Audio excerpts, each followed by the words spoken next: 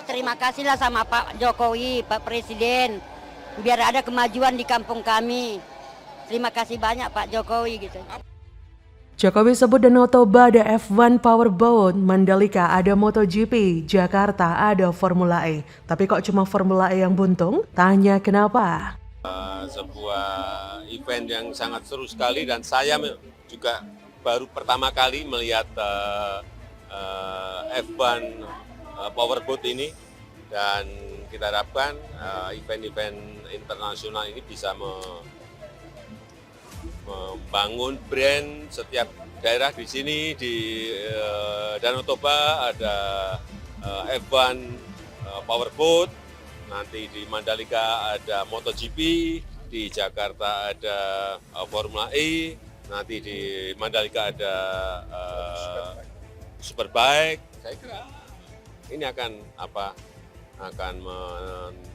trigger ekonomi di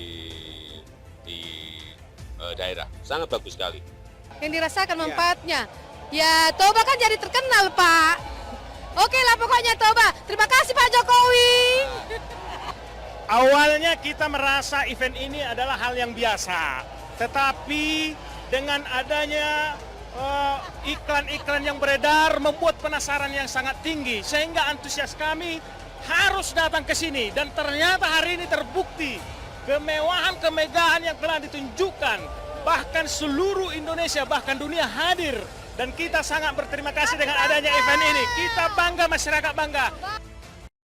Puluhan ribu orang tumpah di Pelabuhan Mulia Raja Napitupulu, Balige, Kabupaten Toba, Sumatera Utara. Mereka datang dari dalam dan luar negeri untuk menonton kejuaraan dunia perahu motor Formula One atau F1 Powerboat Danau Toba. Venue utama dan lokasi menonton yang dikelola warga di Lumban Selintong penuh sesak. Ada yang duduk di atap rumah warga, bibir danau, bahkan sampai memanjat jembatan. Suasana semakin meriah saat Presiden Joko Widodo, Gubernur Sumut Edi Rahmayadi, para menteri, dan rombongan menonton dari tribun VVIP. Jokowi yang baru pertama kali menonton F1 H2O mengaku balapan tersebut sangat seru. Kata Jokowi pada 26 Februari, kita harap event ini membangun brand setiap daerah. Danau Toba ada F1 Powerboat, Mandalika ada MotoGP, Jakarta ada Formula E. Ini akan memicu peningkatan ekonomi daerah, sangat bagus sekali. Edi Rahmayadi mengapresiasi terpilihnya Sumut menjadi tuan rumah. Menurut dia, dampak perhelatan itu dirasakan masyarakat. Ia mengharapkan perhelatan akbar dapat terus diadakan di Danau Toba. Antusiasme masyarakat begitu besar. Berbagai cara dilakukan agar bisa menonton dan melihat langsung para pebalap beraksi. Ismail yang datang dari kota Medan menikmati keramaian sambil berdiri menonton dari pinggir jalan. Serunya seperti menonton bola saat ada pembalap yang menyalip sontak penonton bersorak riuh. Robi, warga Balige pun merasakan suasana yang berbeda dari biasanya. Ia tak pernah membayangkan kota tempat tinggalnya bisa jadi tuan rumah ajang internasional ini. Hal ini merupakan bukti bahwa gelaran F1 Powerboat sukses besar. Setelah sukses melaksanakan MotoGP perdananya pada musim kemarin, kini Jokowi sukses mendongkrak ekonomi wilayah lewat olahraga F1 Powerboat. Sementara itu, Bartek Marsalis, juara F1 H2O Toba, juga sangat menikmati balapan di Danau Toba. Dalam keterangan di laman resmi F1 H2O, ia mengatakan antusiasme masyarakat di pinggiran danau sangatlah besar. Bahkan senyuman para penonton memberikannya kekuatan ekstra di balik kemudi kapal. Bergabung di klub Stromoy Racing, Bartek mengalahkan semua pebalap di putaran ke-18 dan berhasil mengumpulkan 20 poin. Urutan kedua ditempati Sami Seilo dari United Arab Emirates dari Sharjah Team. Juara ketiga Eric Stark juga dari Uni Emirat Arab. Jika melihat pernyataan pengunjung dan peserta F1 Powerboat membuktikan bahwa satu-satunya gelaran yang buntung adalah Formula E. Karena dari sisi keuntungan tidak seberapa, apalagi dari sisi fasilitas pengunjung banyak yang tak memiliki standar. Tribun ambruk, cat mengelupas, bahkan kini terlihat tak terawat sama sekali. Belum lagi soal kejanggalan di Formula E yang banyak sekali tidak transparan. KPK sampai saat ini masih tidak berbuat banyak, apalagi soal kasus kelebihan bayar yang merugikan negara. KPK seperti melempem kehilangan gigi, mau gigit tapi nggak bisa. Di sisi lain yang bahagia karena Formula E cuma secuil, mayoritas masa bodoh dengan Formula E. Apalagi warga menengah ke bawah, mikirin makan aja sudah pusing apalagi mikirin Formula E. Inilah yang menyebabkan Formula E buntung. Banyak kejanggalan yang membuat kerugian negara meningkat. Jika memang banyak yang mengklaim Formula E sukses, berapa banyak manfaat yang bisa dirasakan warga, terutama yang kalangan menengah ke bawah? Apakah mereka bisa kenyang hanya dengan merasa bangga gubernurnya sukses menggelar balapan mobil listrik? Apakah warga bisa menikmati seperti ajang F1 Powerboat? Apakah warga bahagia hanya dengan bangga karena JIS begitu megah dan murni memperkerjakan pekerja lokal? Inilah perbedaan mendasar. Mana pemimpin yang secara serius membangun Indonesia dan mana yang merusaknya? Bagaimana menurut Anda?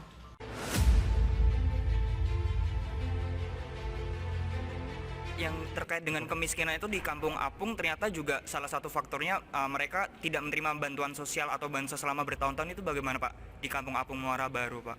Ya kita cek benar apa enggak ya. Cukup. Cukup ya. Terima kasih Pak. Disembunyikan Anies akhirnya terbongkar. PJRU investigasi warga Kampung Apung yang mengaku tak dapat bansos selama bertahun-tahun era Anies menjabat sengaja disingkirkan. Ya itu kan survei ya. Tapi tetap kita atasi dengan program-program kemiskinan. Saya minta juga itu dari Dinas Sosial juga nanti ngecek miskin ekstrem itu by name by address. Karena kan pemerintah DKI kalau itu salah satu persyaratan miskin ekstrim itu adalah tidak membelanjakan, tidak mampu belanja 11.000, pemerintah DKI nanti tanya sama siapa? Bapeda. Kampung kita itu seperti tidak dipedulikan.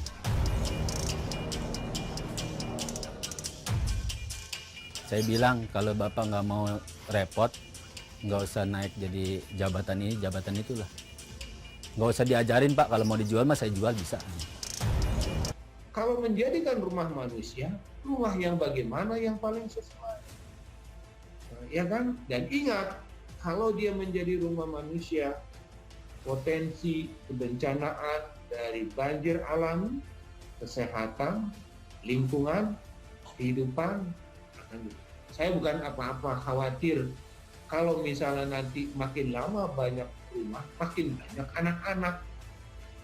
Takutnya itu tadi bermainnya di mana, kecemplung. Itu perlu diperhatikan ya kan. Sebagai sebuah bentuk kepanikan bagi para kadrun pendukung Anies, sebab semakin tersudutkan karena kejelekan kepemimpinan Anies seperti dibongkar dan diperlihatkan oleh Pak Heru Budi. Saya sih nggak heran kalau mereka panik, tapi malah seneng. PJ Gubernur DKI Jakarta, Heru Budi Hartono, angkat suara terkait dengan kasus warga yang mengaku sudah bertahun-tahun tidak menerima bantuan sosial. Diketahui Fadilah berusia 58 tahun, seorang warga di Kampung Apung, Jakarta Utara, mengaku tidak menerima bansos selama bertahun-tahun. Menanggapi hal tersebut, PJ Heru berencana akan mengecek langsung ke lokasi. Selain itu, PJ Heru akan memerintahkan Dinas Sosial Jakarta untuk memantau penyaluran bansos ke wilayah-wilayah yang ada di ibu kota. Sementara itu, Fadilah menyampaikan bahwa ia pernah menerima bansos sesekali berupa uang tunai Rp300.000 di saat pandemi COVID. Namun setelah itu ia mengaku tidak mendapatkan bansos lagi dari pemerintah Jakarta. Fadilah pun berharap agar mendapatkan bansos lagi karena menurutnya bansos yang diberikan pemerintah sangat berguna bagi kebutuhan hidup keluarganya. Melihat kenyataan tersebut, PJ Heru bakal langsung turun ke lokasi. Ia seperti tak mau melihat warga Jakarta ada yang tidak merasakan keadilan. Jadi secara tegas, ia akan mengecek Kampung Apung tersebut. Memang sebelumnya sejumlah warga di Kampung Apung, Muara Baru, Jakarta Utara mengaku sudah bertahun-tahun tidak menerima bantuan sosial dari pemerintah daerah Jakarta. Bahkan mereka tergolong miskin ekstrim. Meskipun data terbaru BPS, angka kemiskinan ekstrim di Jakarta mencapai 0,89% per Maret 2022. Angka tersebut nyatanya naik 0,29% jika dibandingkan dengan tingkat kemiskinan ekstrim pada tahun sebelumnya, yaitu 0,6%. Kepala Bagian Umum Badan Pusat Statistik Jakarta, Suryana, mengatakan indikator seseorang dikategorikan miskin ekstrim adalah jika pendapatan per hari mereka berada di bawah Rp11.633. Menurut Suryana, kemiskinan ekstrim di Jakarta meningkat akibat daya beli masyarakat kelas bawah masih belum sepenuhnya pulih dari pandemi. Dinsos Provinsi Jakarta Utara mengatakan telah berupaya untuk meningkatkan daya beli masyarakat miskin dengan menggelontorkan sejumlah program bantuan sosial berbasis kartu, di antaranya Kartu Anak Jakarta (KAJ), Kartu Lansia Jakarta (KLJ), dan program Anak Terdampak COVID. Sekretaris Utama BKKBN Tafib Agus Rayanto mengatakan bantuan yang ada di Jakarta banyak dalam mengatasi kemiskinan ekstrem. Akan tetapi, Dekan Fakultas Ekonomi dan Bisnis Universitas Indonesia sekaligus pakar spesialis bidang kemiskinan Teguh Dartanto menilai program bantuan sosial sebenarnya kurang efektif dalam menangani kemiskinan ekstrem di Indonesia. Sebagian besar warga yang tinggal di kampung tersebut memang berprofesi sebagai nelayan. Mereka memilih untuk tinggal di rumah-rumah rapuh dan sempit di pesisir pelabuhan Muara Baru. Namun kini banyak di antara warga kampung tersebut yang menganggur karena kehilangan sumber pencaharian. Cuaca buruk selama musim hujan adalah penyebabnya. Selain Fadilah, Elik dan suaminya Arifin juga mengaku sudah lebih dari 3 tahun tidak menerima bantuan sosial dari pemerintah daerah Jakarta.